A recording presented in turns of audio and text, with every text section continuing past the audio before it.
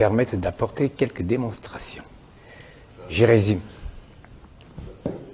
Maître Tchongan vient d'évoquer le levier judiciaire pour la conservation du pouvoir. Le professeur Msanganyandime vient d'évoquer un élément sur lequel moi je devais me lancer. L'incapacité de l'opposition à jouer le rôle dévolu à une opposition pour une alternance. Pourquoi est-ce que cela arrive aussi facilement?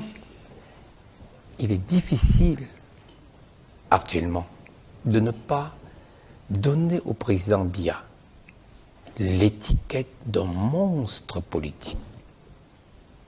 Il est un sphinx parce que, au regard des difficultés qu'il a rencontrées, sur la base de sa formation politique aussi, et les éléments qu'il rencontre sur le terrain, il a dû trouver une ligne rigide pour pouvoir rester au pouvoir contre vents et marées. Outre ces éléments évoqués antérieurement, l'un des éléments, et vous m'excuserez, hérité du pouvoir colonial dans la conservation du pouvoir ou le maintien du pouvoir, c'est la corruption. Le président Biya est passé maître dans l'art de la corruption. Comment cela? Les opposants, qui sont aujourd'hui en réalité des opposants alimentaires ou ventriloques. Et les intellectuels alimentaires également. Vous avez vite emboîté le pas. Bravo.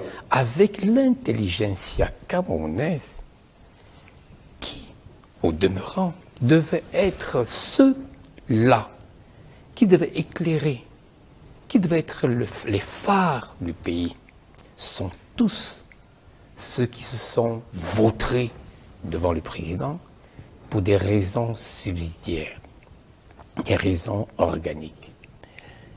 Cette corruption a permis au président d'avoir la mainmise sur tous les leviers qui pouvaient servir d'obstruction, qui pouvaient être des freins à la consolidation de son pouvoir.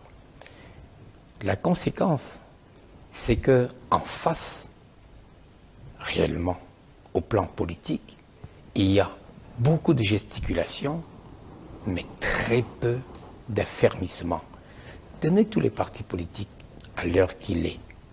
Quel est le parti politique qui présente une idéologie alléchante, un programme politique tel que cela puisse fédérer l'ensemble ou au moins une majorité de citoyens parmi lesquels les militants ou certains militants du RDPC?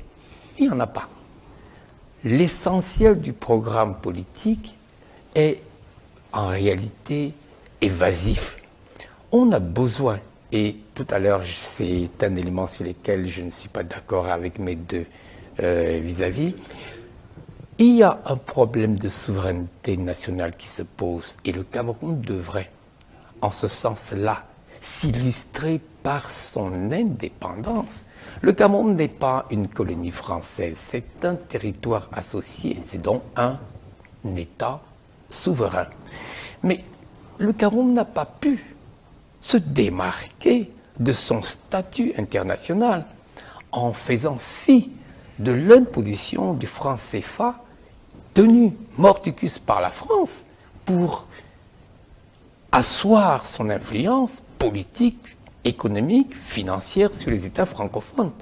Le Cameroun n'avait pas à se soumettre à ce franc CFA.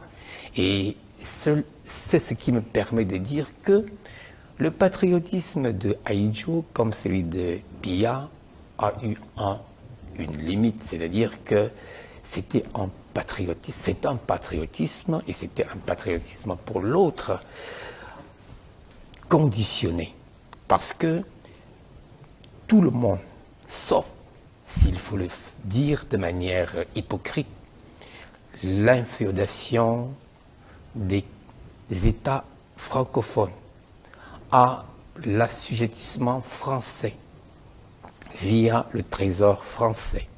Aujourd'hui, la Banque centrale européenne, à travers le franc CFA, est un véritable clou ou un obstacle majeur à l'épanouissement du Cameroun et des États francophones. L'autre élément permettant au président de conserver facilement son pouvoir, c'est la répression. Comme il a dit, il a concentré cela au niveau de la présidence, mais la répression de manière généralisée. Cette répression est celle que nous observons aujourd'hui et qui permet donc d'utiliser des stratagèmes dans tous les domaines pour pouvoir contrôler, pour pouvoir canaliser, pour pouvoir casser toute velléité de contestation fondée ou pas fondée. L'autre élément que j'ajoute à cela, c'est le fait que la population, de manière générale, est indifférente à la chose politique.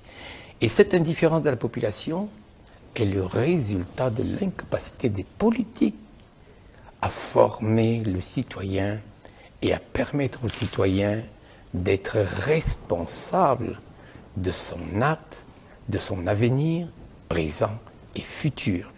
Parce qu'il est impossible que nous soyons dans un état et que nous épiloguons sur tout en mettant de côté le citoyen qui est l'élément fondamental de l'évolution de l'État dans tous les domaines. Et ce citoyen qui n'est pas concerné par ce qui lui arrive, comment est-ce que le pouvoir politique en place peut ne pas perdurer? Si donc la population était éduquée politiquement par les partis politiques, et Dieu seul sait combien nous en avons ici, qui ne sont que des partis, théoriques, pas de partis effectifs, des partis théoriques et des partis bien. Si donc la masse des partis politiques que nous avons à l'intérieur du pays avait au moins tant soit peu le souci d'éduquer la population, pensez-vous que cette population serait indifférente lors des élections, à tel point que sur 7 millions d'électeurs, lors des élections, quelles qu'elles soient, on n'est pas plus de 3 millions de votants? Ça, c'est un élément qu'il ne faut pas mettre à l'artif du pouvoir, parce que lui, il a ses militants, il a des gens pour qui ou sur qui il compte. C'est à mettre à l'article de l'opposition incapable, qui n'est en principe dirigé que par des personnes qui se servent de cette étiquette de l'opposition pour se servir en faisant allégeance au pouvoir la nuit, mais en le critiquant le jour. On sort